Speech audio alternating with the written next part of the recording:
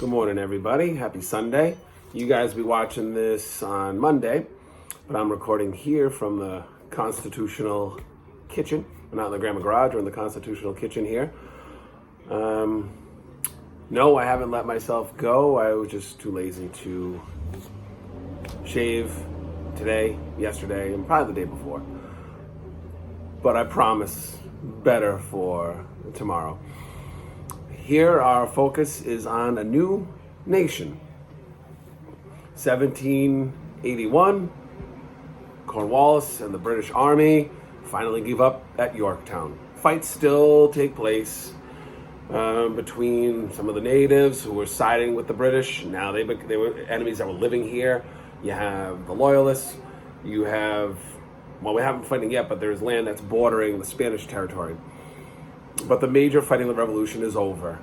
A year later, negotiations where they're trying to find a deal between two sides. That's happening in Paris, France. Both sides send their negotiators to discuss a deal. Treaty of Paris is officially signed about 2 years after the end of the war, so it brings us about 1783. And that officially named the United States of America as a new nation. It set its borders, where people were living. So now you're a new nation, a couple things happen. People start to feel more free, so they're starting to spread out. So settling land. One thing, the Revolutionary War ended. The United States didn't have enough money to pay for the soldiers. So to pay for the soldiers, they gave them land. Many other families also started filling out the land west, go west. And Congress, needing money because they couldn't even pay their soldiers, so they obviously needed money. They started selling that land to settlers. Now, the risk here, this would later lead to some fighting. That land bordered the Spanish territories, and it also bordered the Native American tribal land and some of the forts that were still inhabited by the British. So they need to come up with laws to decide what to do with this land. It would later lead to fighting, but that's going to be after the Constitution. What I'm trying to do today is to bridge the gap for you guys from the end of the war and the Treaty of Paris to the Constitution. Well, that's another thing. After the war ended, they needed a plan. You can't just have this new nation and be like, what are we going to do? What are we going to do? Constitution is basically a plan for the government. It's like the back of the box of a game. It's the rule book. How are we going to run this new country?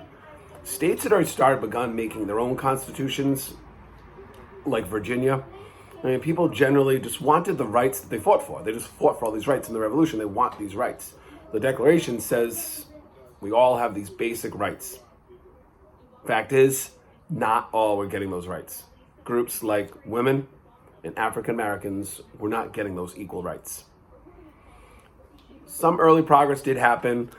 1783, Massachusetts actually abolished slavery. Other northern states would follow along. The southern took a lot longer, which would lead to another war, which we're not going to get to this year. That would be the Civil War. So now we know kind of what happened in between that 6-year gap between 1781, the British give it up, and 1787, the Constitutional Convention. They're all going to meet, come up with this plan. These are the things that happen. The new nation needs a plan. Next episode from the Constitutional Kitchen I've created here, we'll get into the Constitutional Convention. Till then, enjoy the rest of your day.